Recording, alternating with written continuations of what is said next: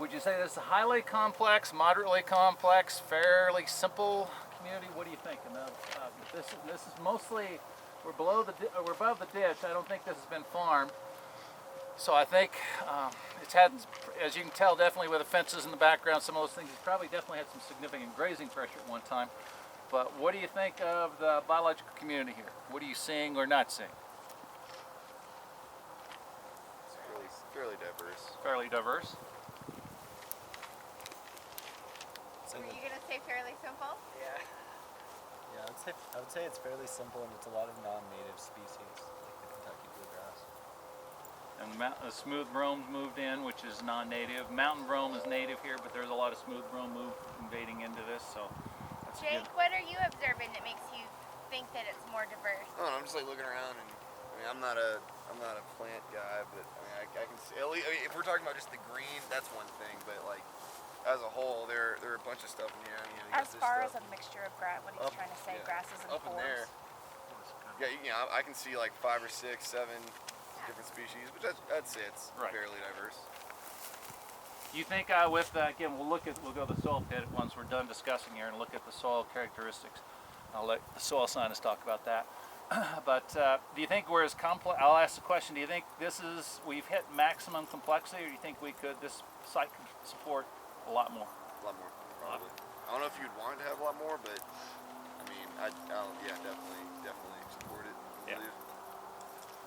Yeah, I think it's a function of our current, I'm going to call it our management regime. We're using certain tools in here that I'm going to say, are suppressing some of the species. The species that currently like this management regime, which would be the Kentucky bluegrass and brome, they're doing really, really well. There's some of the native ones. The brome grass and the Kentucky bluegrass regenerate fairly easy on, I'm going to say, non-disturbed sites. Some of the species where animals, I'm going to say, the herding, the animal impact, the gardening have been absent for the last few years. They are kind of absent. I definitely agree with you. This could be more complex. So that's one of the key things as we make that assessment. And then again, if I was advising you, next question I'd ask is, what direction do you want this site to go? Just kind of like, do we want more species out here? Or are we satisfied? And that's not for me to, as an advisor, that's up to my clients. So as I ask them, do you want to see more production, more wildlife, more biological diversity, more different plants, or are you satisfied with what you're seeing? Because we can plot, that's the key thing, as we do this ecological assessment, we can determine where we are. This is where we are today.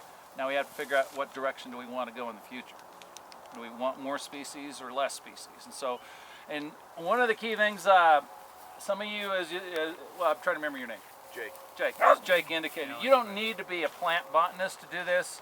I'm going to say that's a disservice that I'm going to call it myself because I have a degree in range management.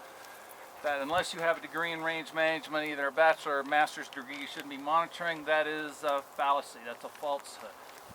In that, if you don't know what this plant is, you can go, well, it's a prickly son of a gun. Or you can come up with, again, I've gone out with youngsters and I don't know, and Susie will name it Susie's Pink Helifino.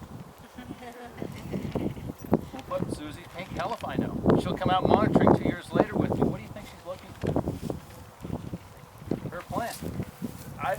Other plants, she's come up to me going, Roland, what's this? And I go, well, that's Idaho fescue. There's some brome grass, some more Kentucky bluegrass. There's a whole bunch of, that's a wallflower. What that one is right there.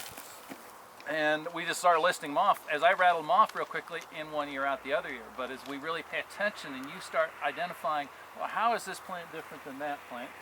Some plants have thorns, some plants are rough, some plants are smooth, some plants have flat stems. So as we really get to, rather than giving you a quick answer to what these plants are, I'll just start asking questions. What do we know about it? What's it taste like? What's it smell like? All those things. And then we write that down. You'll remember. Versus I just simply admit, because again I've been really busy this winter and spring, and I have not been able to spend as much time in this classroom. So as Jake tells me who he is, and I'll see him next week, and I'll go, Jake, I'm sorry,